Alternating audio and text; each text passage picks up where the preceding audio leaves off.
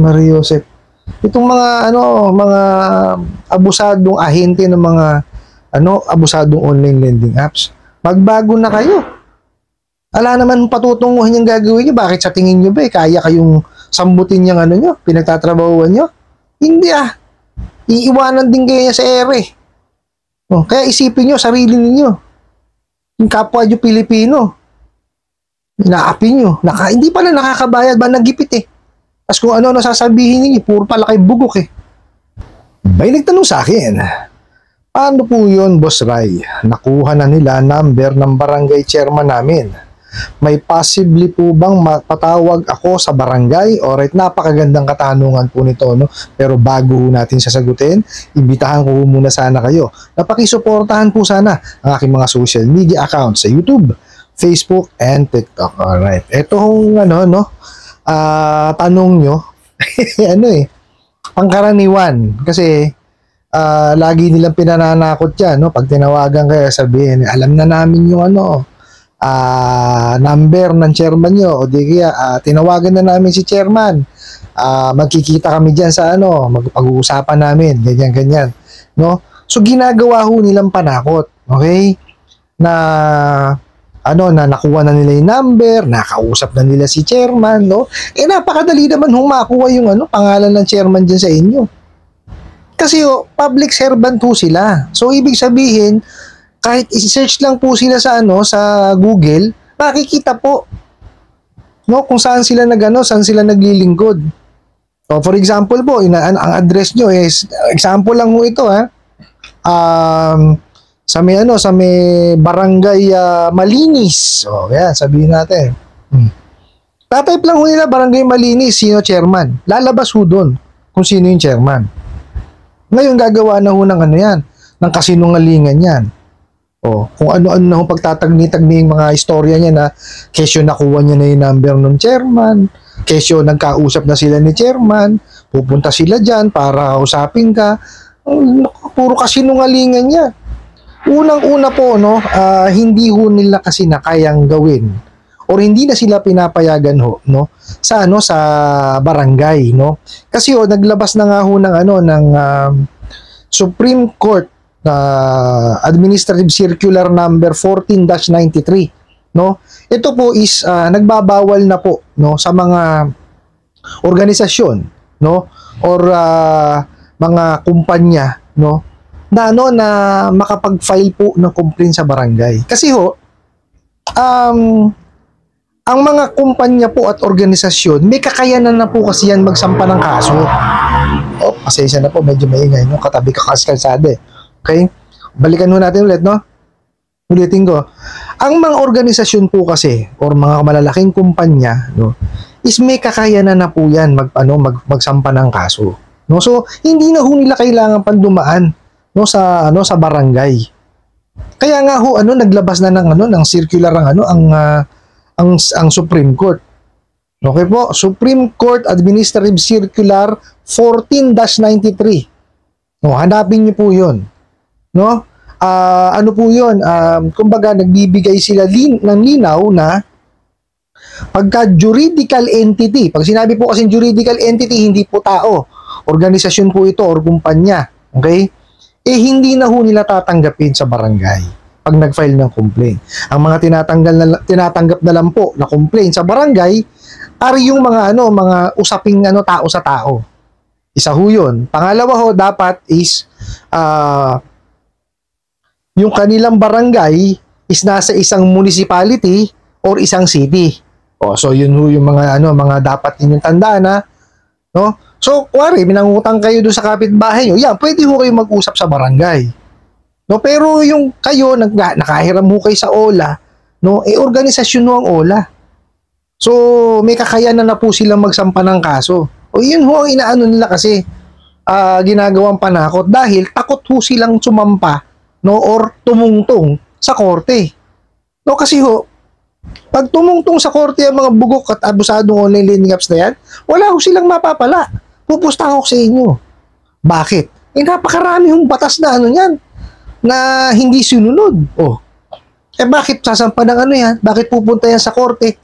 Na hindi, ito sasabihin ko sa inyo, yung pinananakot sa inyo na pupunta ng barangay, hindi po pupunta yan. Takot lang ho niyang mga yan.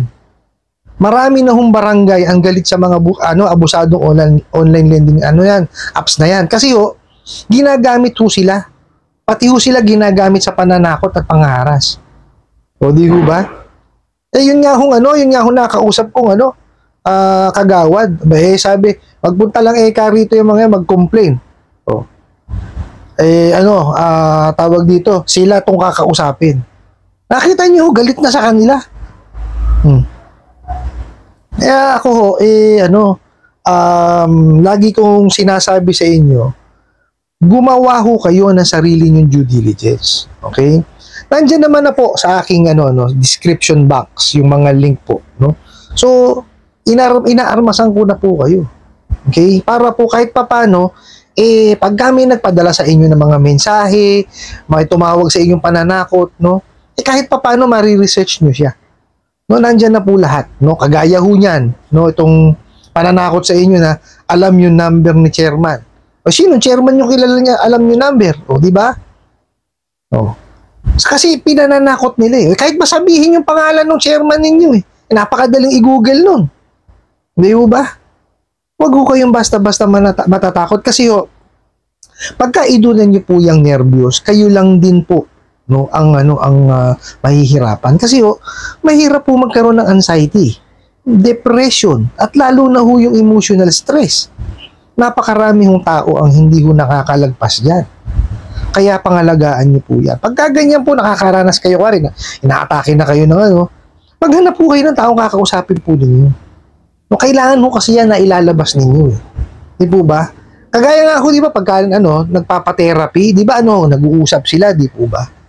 Kasi kailangan yun mailabas ninyo.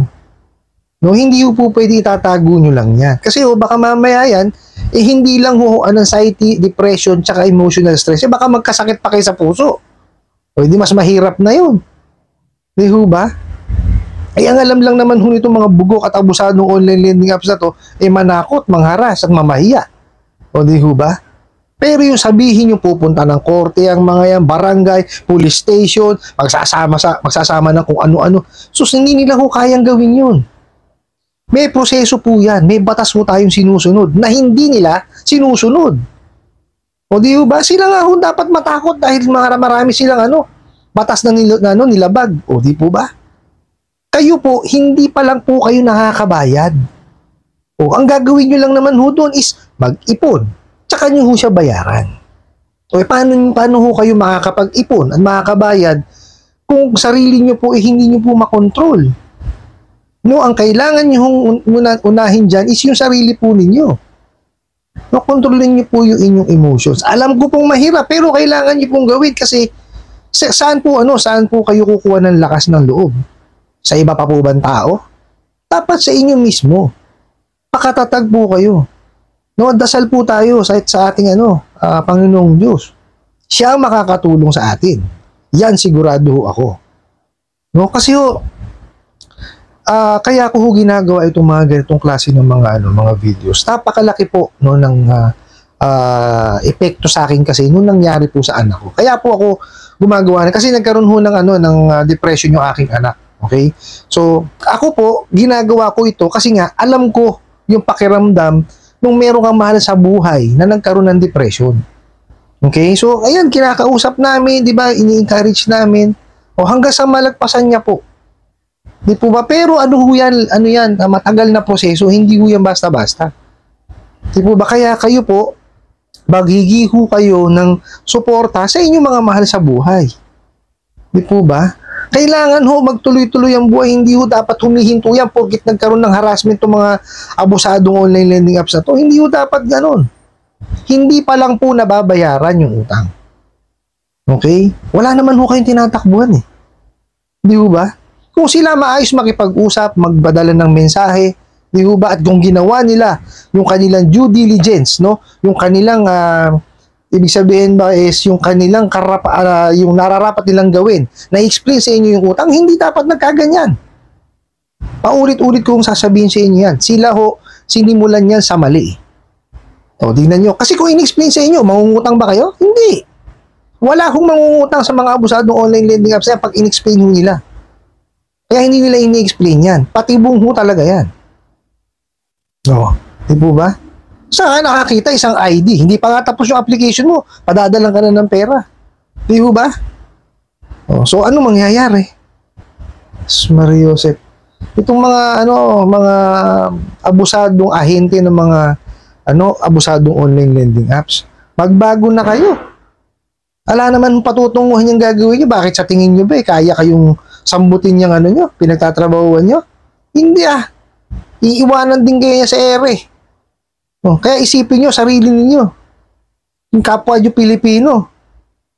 Inaapi nyo. Hindi pala nakakabayad ba nagipit eh. Tapos kung ano sasabihin ninyo, puro pala kayo bugok eh. Diba? Mariosep. Nung sa nagpadala ng tanong po na ito, wag niyo silang kasi hindi ho nila kayang gawin. Sasabihin ko sa inyo. Ulitin ko, hindi tutungtong ng barangay yan. Galit na ho ang mga taga-barangay sa mga bugok na na yan, ng mga ola na yan. No? Huwag niyo ho siyang intindihin. Ang mas mainam po, pagtuunan nyo ng pansin is yung pamilya po ninyo. Kung ano po yung ginagawa nyo dati, gawin nyo. Na malaya kayong makakalabas. Paghanap buhay ho kayo, pag-ipunan nyo, tsaka nyo siya bayaran. Ganun lang ho yan. No? Life must continue. Hindi po pwedeng kayo, tinawagan kayo, sinalbahi kayo, di ba? Pinadalang kayo ng harassment message, titigil na ho ang mundo. Hindi dapat ganun.